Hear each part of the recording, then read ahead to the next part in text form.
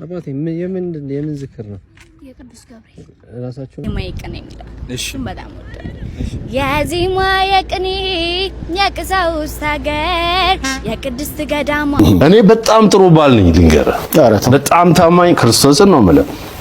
ሰላም ሰላም፣ ውድ የተከበራችሁና የተወደዳችሁ የዚህ ቻናል ቤተሰቦች እንዴት ናችሁልኝ? ሰሞኑኛ ወቅታዊ አነጋጋሪ የሆነ ቪዲዮችን ይዤላችሁ መጥቻለሁ። ታዲያ ቤተሰቦች ለዚህ ቻናል አዲስ ከሆናችሁ ይህንን ቻናል ላይክ እና ሰብስክራይብ ማድረጋችሁን አትርሱ። ቤተሰቦች ዛሬ ቪዲዮቻችን የምንጀምረው አንድ ጥያቄ ጠይቂያችሁ ነው። እርሱም ምንድነው? እናትና አባቶቻችን እንግዳ ወይም ደግሞ ወደ ዘመዶቻቸው ከውጪ ሲገቡ ከተቀመጡበት ቦታ ላይ ተነስተው ኖር ይላሉ። ኖር ማለት ምን ማለት ነው? እስኪ ደግሞ ይሄን ጥያቄ መልመልሳችሁን አትርሱ። ኮሜንት ላይ ጻፍ አድርጉልኝ። እጅግ በጣም ደስ የሚል ደግሞ ዜማ እናንተ ልጋብዛችሁ ነበር። እርሱ ምንድነው? ለምትወዱ ሰው ወይ ደግሞ ለጓደኞቻችሁ ለዘመዶቻችሁ ጋብዛችሁ ተብሎ ነበር። እኔም ደግሞ ለእናንተ ለቤተሰቦቼ ጋብዣችሁ ወደ ቪዲዮቻችን እንገባለን። እስቲ ይህንን መዝሙር ለምትወዱት ጓደኞቻችሁ ጋብዟቸው። ልቡ ቅን የሆነ ጓደኛ መርጬ ሰላም ልዩ ነው ዛሬስ ተለውጬ ክርስቲያን መሆኑ በዚህ ያስታውቃል። ፍቅሩ ይለውጣል ስራዊ ማርካል። የቤተሰቦች እንደሰማችሁት ነው። እጅግ በጣም ደስ የሚል ድምጽ ነበር አሰምቻችሁ።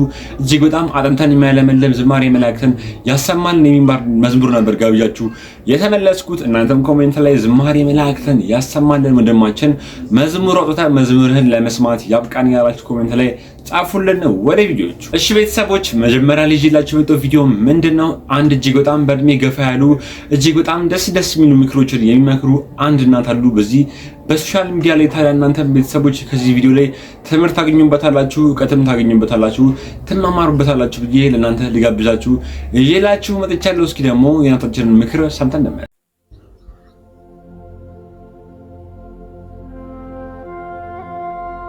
እናንተ ምንቶ አቤት ምን ታያለህ? እንተልባ አዩት የኔ እናት ምን ነበር? አየን የልጅ ይሄ ተልባ ስፍር በመስፈሪያው ላይ ያማረ ይቆለላል። አለስስት መስፈሪያውን ሞልቶታልና የተሰፈረለት ሰው ደስ ይለዋል። ሲታይም በረቅረቅታው የሚፈጥረው የውበት ስብርባሪ ልብን ይማርካል። ችግሩ ግን እዚህ ጋር ነው። ተልባውን የሰፈረው እጅ ላይ ታይመለስ መንሸራተት ይጀምራል። ሰፋሪውም ነጋዴ ተመልሶ እንደሚሸራተት ስለሚያውቅ በመተረፍረፉም ከስራለሁ የሚል ስጋት የለበትም። አተረፍኩ ባው ነው የሚጎዳው። ሰፋሪው ሳይሰጥ ነው የሰጠን የሚመስለው። ተቀባው ግን በተቀባይ ልብ የሌለ ነገር ይቀበላል። የአንዳንድ ሰውም ባህሪ ልክ እንደ ተልባው ስፍር ነው። በልዩ ልስላሴው ይቀርበናል። ብርቅርቅታው ያማልለናል። ፍቅሩ የተራራ ያህል ይቆለልብናል። እንደዚህ ያለ ሰው ጓዳችን ገብቶ ሕይወታችንን ሊያስተካክልልን ተፈጣሪ የተሰጠን የጸሎታችን መልስ ይመስለናል። የማይዘልቅ ማህበር በጠጅ ይጀመራል እንዲሉ የአንዳንድ ሰዎች ማንነት ወደ ቅራሪነት የሚመለስ አይመስለንም። የተልባ አይነት ባህሪያት ያላቸው ሰዎች ጋር ተያይዞ ልም ጥፍት ብቻ ይታየናል። ልባችንን ጥለንበት በተስፋ አሁን ወደኔ ከረጢት ይገባል ስንል እንደ ተልባ ተንሸራተው ይቀራሉ። መቆለሉ ሐሰት መለስለሱ ውሸት ሆኖ በውበት መሰፈሩ በውበት ለመንሸራተት መሆኑን ገባን ተዘገየ ነው። አንዳንድ ሰዎች አሉ ስንላቸው የማይኖሩ፣ መጡ ስንላቸው የሚቀሩ፣ የኔ ስንላቸው እንደ ጉብ የሚበኑ፣ ለመብራትም ሆነ ለመጥፋት የሚቸኩሉ አንዳንድ የተልባ ስፍሮች አሉ። እንደዚህ ያሉ ሰዎች ለኛ የማይሆኑን ለራሳቸው መሆን ስለማይችሉ ነው። ለራሱም ለእግዚአብሔርም የማይሆን ሰው ለኛም አይሆነንም። በጊዜ ተሰናብቶን የሚሄድ ሰው ጨዋ ሰው ነው። ቢያንስ እንኳን ጊዜያችንን እንድናተርፍ የአንበሳውን ድርሻ ይወጣል። አንዳንድ ሰዎች በጮኝነት ዘመናቸው ለተለያዩአቸው ሰዎች በጣም ሲያዝኑና ሲጨነቁ እንመለከታለን። ነገር ግን የሚያዝኑ ሰዎች ያዘናቸው በትዳር ላይ ሆኜ ቢለዩኝ ይሻላል ተሚል ቁጭት ነው። ነገር ግን ከዳተኛን ሰው ሙጭጭ ማለት ተመም ሳይድኑ በመስተገሻ እንደመኖር ነው። ድመት መልኩሳ አመሏን አትርሳ እንዲሉ የመለኮሱ የመነፈሱ የተለወጡ የተቀየሩ ጨዋ ያሳደጋቸው የሚመስሉ ተልበው ማንነታቸው ሲገለጥ ቅም ማንነታቸው ሲነሳ ልባችንን ሲያሳሱና ሲያደሙ ይኖራሉ። እኛ የሚፈልጉትን እስኪያገኙ እንደምንፈልገው የሚሆኑልን አንዳንድ ሰዎች አሉ። ልባቸው ለአጭር ቀን ነው ችግር የለውም እያሉ ይሸከሙናል፣ ይደግፉናል። መቁረብም መመነንም ማስመሰልም ድራማ መስራትም በኮንትራት ስለሆነ አይከብዳቸውም። የተልባ አይነት ባህሪ ያላቸው ሰዎች የተሻለ ተመጣ ለመጫረት አይግደረደሩም። የዓለም ሕዝብ 8 ቢሊዮን ደረሰ ስንል እንደነዚህ ያሉ ሰዎችንም ጨምሮ ነው። አትፍሩ፣ ብዙ አደጋ የሚፈጥሩ አይደሉም። ያሉና የነበሩ የሚኖሩ ናቸው። የሚጎዳን የኛ ለማወቅ ነው። እንደነዚህ ያሉ ሰዎች በእግዚአብሔር ታልተለወጡ በቀር በእኛ ምኞትና ፍላጎት መለወጥ አይችሉም። ሁላችሁንም ወዳቸዋለሁ። ተባረኩ። ያው ቤተሰቦች እንደተመለከታችሁት ነው እናታችን ሲናገሩ የነበሩት ምክር እጅግ በጣም ደስ ስላለኝና ስለማረከኝ እኔም ለቤተሰቦቼ ይመንጥራንቻል ብዬ ይዤላችሁ ወጥቼ ነበር። ታዲያ ቤተሰቦች ምን ያክል ትምህርትስ አገኛችሁበት? እናታችንንም እድሜና ጤና ይስጥልን ያላችሁ መመረቃችሁን አትርሱ። ወደ ኔክስት ቪዲዮ ሌላ ደግሞ ቤተሰቦች ምንነግራችሁና ማሰማችሁ መረጃ ምንድነው? አዶናይን ሁላችሁም ታውቁታላችሁ ብዬ ተስፋ አድርጋለሁ። እጅግ በጣም የብዙ ሰዎችን ህይወት እየቀየረላችሁ ነው። ዲቻ ቦይስን አይታችኋል ብዬ ተስፋ አድርጋለሁ። እንዲሁም ደግሞ አንድ ታችንን ደግሞ ሰሞኑን ቆሎ እየተሽ ነበር መንገድ ላይ አግኝቷት ከዚህ በኋላ ቆሎ አሽጭም እጅግ በጣም ደስ የሚል ስኬታማ የሆነ ህይወት ውስጥ ነው መከትሽ ብሏት እጅግ በጣም ብዙ ሰዎችን እያስደሰተ ነበር። እስኪ ደግሞ አንድ ቪዲዮ አይተን እንመለስ። የአዶናይ መልካም ተግባር እንደቀጠለ ይገኛል። ቆሎ በመሸጥ ትተዳደር የነበረችው ይህች የምትመለከቷት እህታችን እንግዲህ ዝዋይ ላይ እንግዲህ መንገድ ላይ አግኝቶ ድምጿን ከሰማ በኋላ ይህንን ድምጽ ይዘሽ ቆሎ መሸጥ የለብሽም በማለት እንግዲህ ወደ አዲስ አበባ ከዲቻ ቦይስ ጋርም የምትኖርበትን መንገድ እንደሚያመቻችላት ቃል ገብቶላታል። ከዚህ በተጨማሪም ታዲያ ሁሉንም ወጪዋን ምግቧን ችሎ ወደ አዲስ አበባ በመውሰድ ስቱዲዮ እንድትገባና እንዲሁም ደግሞ የራሷን የሆነ ዘፈን እንድትዘፍን አሪፍ ክሊፖችን እንድትሰራና እንዲሁም ደግሞ ቲክቶኳንም እንደሚያሳድግላትና ፕሮሞሽን ስራዎችም የምሰራበት መንገድ እንደሚያመቻችላት ቃል ገብቶላታል። እሷም በሐሳቡ ተስማምታ እሽታዋን ገልጻለታለች። ታዲያ በዚህም እጅግ በርካቶች በዚህ ሰዓት አዶናይን እያመሰገኑት እያወደሱት ይገኛሉ። እናንተስ ስለ አዶናይ መልካም ተግባር ምን ትላላችሁ? ሐሳባችሁን አጋሩ። ያው ቤተሰቦች እንዳያችሁት እንደተመለከታችሁት ነው እንደዚህ አይነት ለበቀና ሰዎችን እግዚአብሔር ያብዛለን። ምክንያቱም ይህ ሰውዬ ዘር አይመርጠም፣ ሃይማኖት አይመርጠም። ሰው በመሆኑ ብቻ የሚረዳ ሰው ነውና ቤተሰቦች እናንተስ ለአዶናይ ምን አይነት መልእክትና ምን አይነት ሐሳብ አላችሁ? አዶናይን ስትመለከቱት ምን አይነት ስሜት ተሰማችሁ? ሐሳባችሁን ኮሜንት ላይ አስቀምጡልኝ። እሺ ቤተሰቦች ሌላ ደግሞ ማሳያችሁ ቪዲዮ ምንድነው? ዛሬ እናታችን ቅድስት ድንግል ማርያም የወራዊ ክብረ በዓሏ እየተከበረ ነው። እጅግ በጣም ደስ በሚል ሁኔታ ሞቅ ደመቅ ብሎ በየትኛውም አድባር ላይ እጅግ በጣም ደስ የሚል ፕሮግራሞች እየተካሄዱ ነበር። ታዲያ ደግሞ ለእናንተ መምጣላችሁ ቪዲዮ ምንድነው? መልአኩ ቅዱስ ገብርኤል ክብረ በዓል በነበረበት ሰዓት ላይ ህፃናት ተሰባስበው እየዘከሩ ነበር። ታዲያ እጅግ በጣም ብዙ ሰዎችን ሲያስገርም የነበረ አንድ ቪዲዮ ነበር። እስኪ ደግሞ ቪዲዮ አይተን እንመለስ። አባቴ የምን ዝክር ነው? የቅዱስ ገብርኤል ራሳችሁ ናችሁ ማህበር ያዘጋጃችሁት? የት አሉ ማህበርተኞች? ናስተሰይ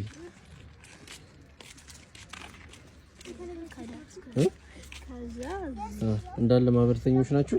አባል ናችሁላችሁ? በየወሩ ነው የምትዘክሩት?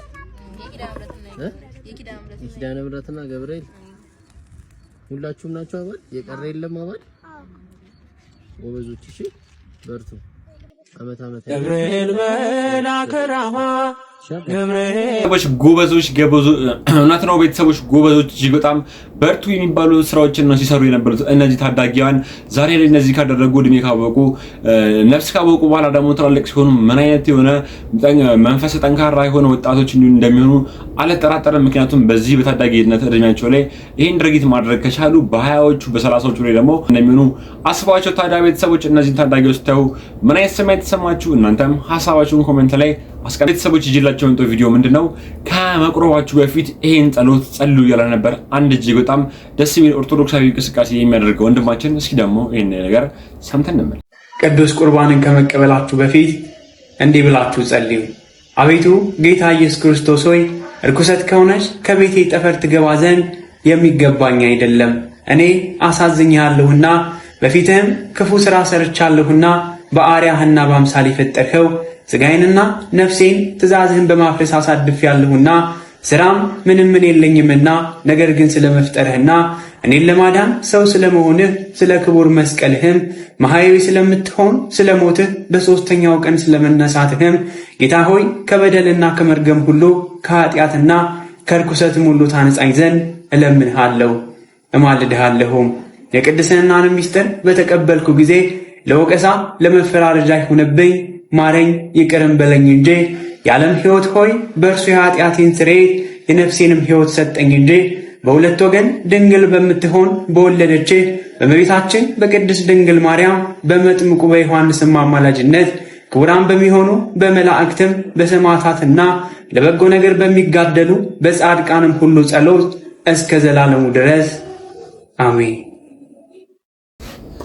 የቤተሰቦች እንደሰማችሁት ነው። ይህ ወንድማችን ሲጸልይ የነበረው ጸሎት እጅግ በጣም ነው ደስ የሚለው። እጅግ በጣምም ስለማረከኝና እጅግ በጣም ደስ ስላለኝም ለእናንተ ለቤተሰቦች ትምህርት ይሆናችኋል። እንዲሁም ደግሞ እናንተም ለመቅረብ ስታስቡ ደግሞ ይህንን ጸሎት ትለማመዱታላችሁ ብዬ ተስፋ አድርጋለሁ። እጅግ በጣም ደስ የሚል ጸሎት ነበር ሰምተን የተመለስነው። ታዲያ ቤተሰቦች ይህ ወንድማችንን እግዚአብሔር የአገልግሎት ዘመናን ይባርክልህ፣ እድሜና ጤና ይስጥ እያላችሁ ባካችሁን መረቅ አድርጉልን። ቤተሰቦች በእውነተኛ ታሪክ የተመሰረቱ ታሪኮችን በዚህ ሶሻል ሚዲያ ላይ የተረከልን እንዲሁም ደግሞ እጅግ በጣም ትላልቅ ትምህርቶችን እንድናገኝበት የሚረዳን አንድ ወንድማችን አለ። እርሱ ማን ነው? በሱ ፍቃድ ሁላችሁም ታውቁታላችሁ ተስፋ አድርጋለሁ። ታዲያ እጅግ በጣም ደስ የሚል እጅግ በጣም አስገራሚ የሆነ የህይወት ታሪክ ይዞልን መጥቶ እያሰማን ነበር። እስኪ ደግሞ ይሄን አጠር ያለ የህይወት ታሪክ ሰምተን እንመለስ።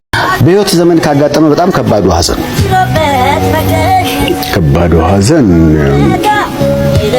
እናቴን ሳጣ ነው። ራሳችሁን ብታጡስ ከባዱ ሐዘን እሱ ሊሆን አይችልም?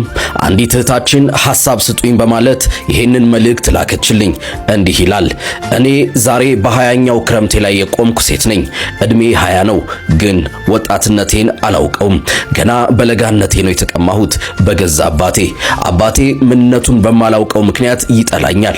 በዚህ የተነሳ ሁሌ ይደበድበኛል። አንድ ቀን ግን ከሰው ልጅ ጭካኔ በላይ የሆነ ነገር ተፈጠረ። የዛሬ 6 ዓመት ገና የ14 ዓመት እንቡጥ አበባ ሳለሁ በወር አበባ ላይ ነበርኩ።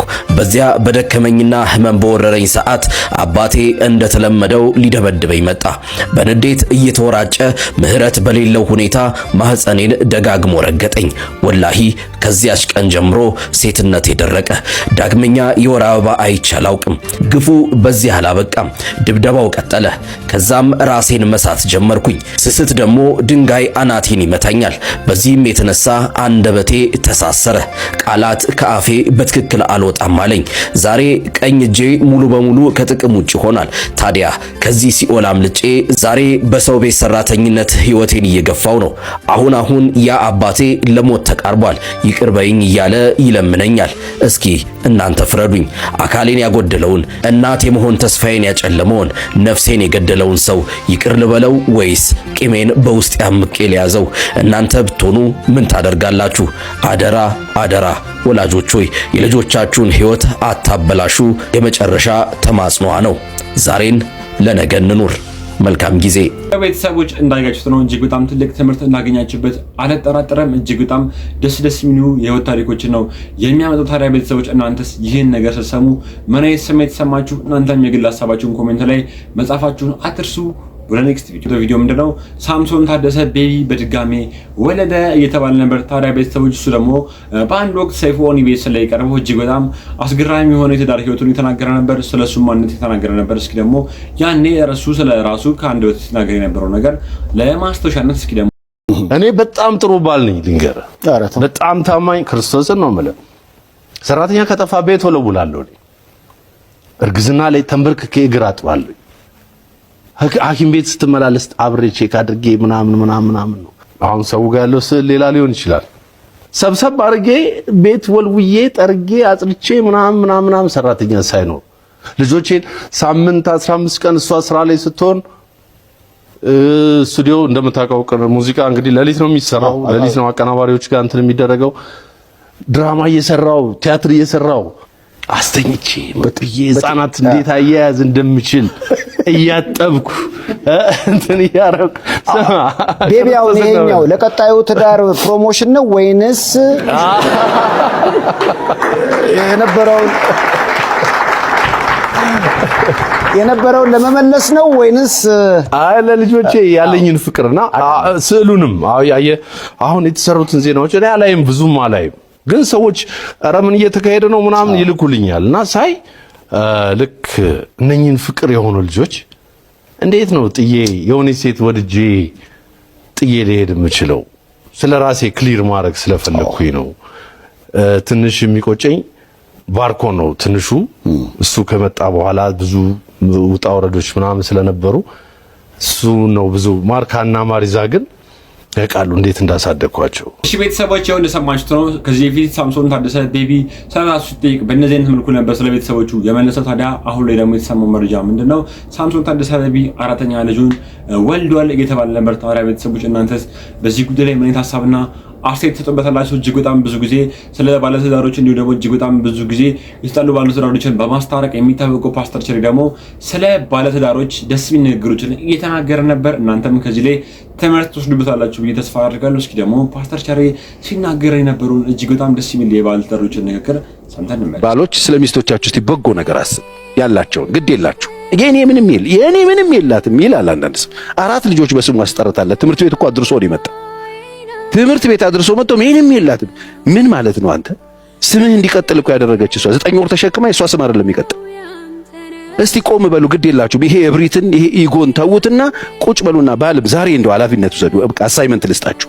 በየጥግ ቁጭ በሉና ባሎችም ሚስቶቻችሁ ጋር ያገኛችሁትን በሴትነታቸው በእናትነታቸው በማንነታቸው ያላቸውን በጎ ነገር ብቻ የሰሯቸውን ጥሩ ነገሮች ለእናንተ ያላቸውን ጥሩ ስሜትና መልካምነታቸው እናንተን ጨምሮ ማግባታቸው ሳይቀር ተነስቶ በጎ ነው በሉና ጻፉት። በጎዎቹ ባልም እንደዚሁ ጻፍ።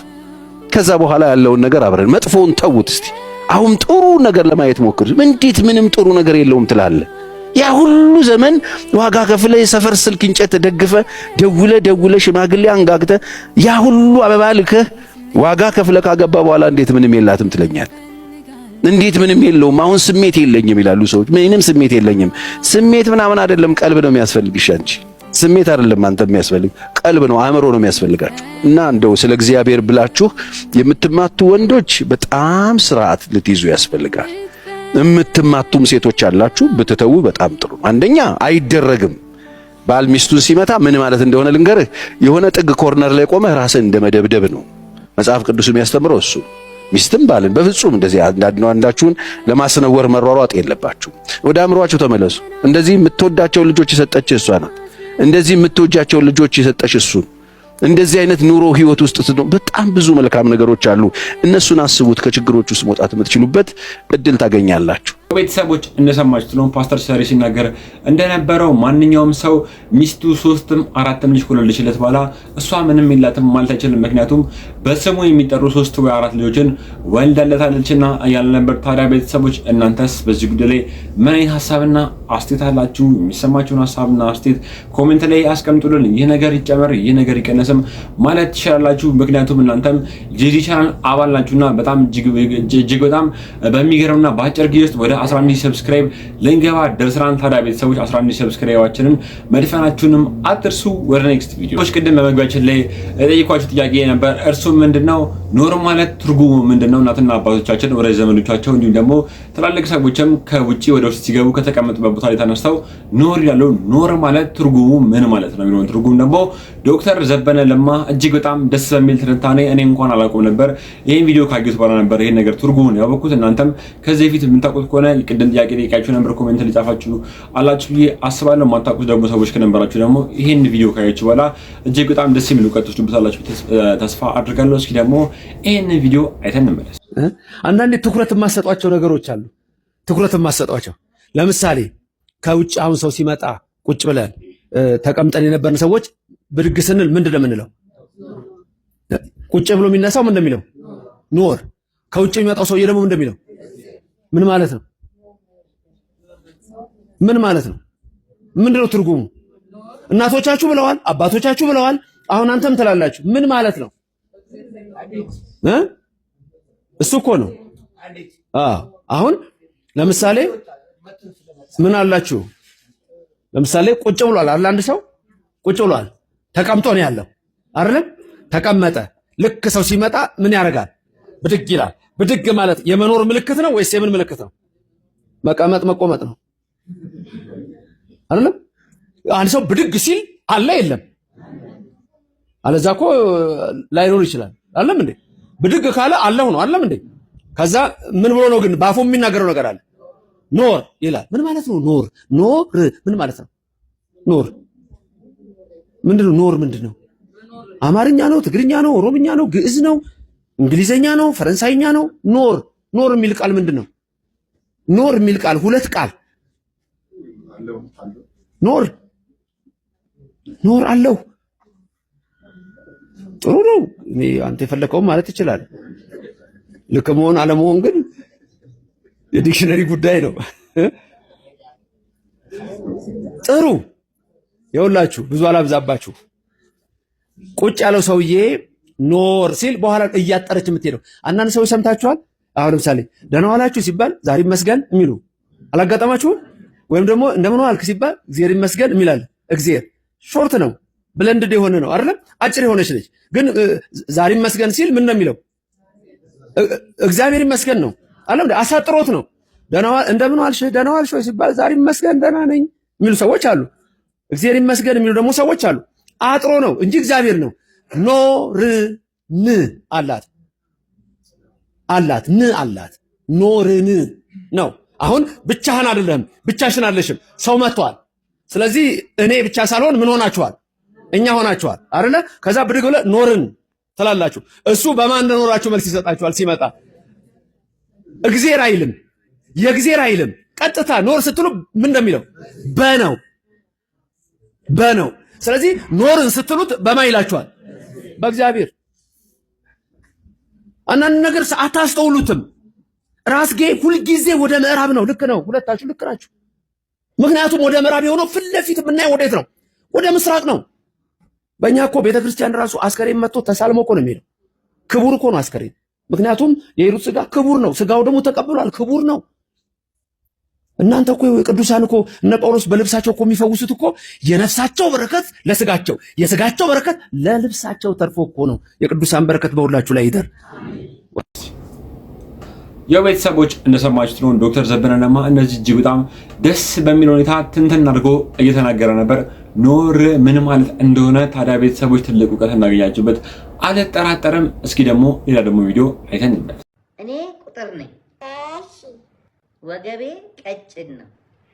ከ5 እበልጣለሁ፣ ከ10 አንሳለሁ። እኔ ማን ነኝ? ወገቡ ቀጭን የሆነች ቁጥር ለምንድን ነው ጥያቄው መልሰ የምትነግረኝ? ወገቧ ቀጭን ነው አላልሽም እንዴ ታዲያ? እስቲ በእናትህ አስብ እስቲ።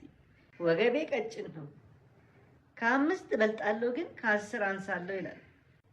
ወገቧ ወፍራም ያልሆነ ቁጥር እንደ ወፍራም ነገር ይብላ እገላለሁ ዛሬ። በቃ መልስ። ከ5 የሚበልጥ ግን ከ10 የሚያንስ ቁጥር። ከ5 የሚበልጥ ቁጥር ግን ከ10 የሚያንስ ቁጥር። አንተማ ተለካብኝ ነው አንተ። አዎ አንተ ተለካብኝ ነው እንጂማ አይደለም አንተ። አዎ እንዴ? አዎ እንደውም እኔ ጠረጥራለሁ። እዛን ጊዜ የወለድኩ ጊዜ እኔ ቀይሮ ሰጥተውኛል እንጂ እኔ ልጅ እንደዚህ ያው ቀይሮ ሰጥተውኛል። አልቅስ በል። አዎ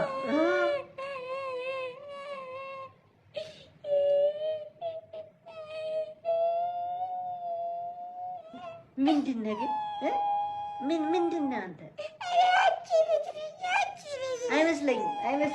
የሚሰራቸው ቪዲዮዎች የህፃናት ኮንተንትን የተመለከቱ ናቸው። ልጅነታችንን የሚያስታውሱ ናቸው። በልጅነታችን እንደዚህ ነገሮችን አርገን ነበረ የሚያስብሉ ናቸው። ታዲያ ቤተሰቦች እንደተዝናናችሁበት አልጠራጠርም። ለዛሬ ይዤላችሁ የመጣሁት ቪዲዮ እነዚህን ይመስሉ ነበር። ቀጣይ እንደ ቅድሞቹ ቪዲዮዎች ትምህርት የሚያስገኙ እንዲሁም ደግሞ እውቀት አዘል ቪዲዮዎችን ይዤላችሁ እመጣለሁ። ስላዳመጣችሁኝ አመሰግናለሁ። ቅድም እንደነገርኳችሁ 11000 ሰብስክራይብ ልንገባ ነውና 11000 ሰብስክራይብ እንደምትደፍኑልኝ አልጠራጠርም። በቀጣይ አሪፍ ቪዲዮዎችን ይዤላችሁ እመጣለሁ። ስላዳመጣችሁኝ አመሰግናለሁ። ቴንክ ዩ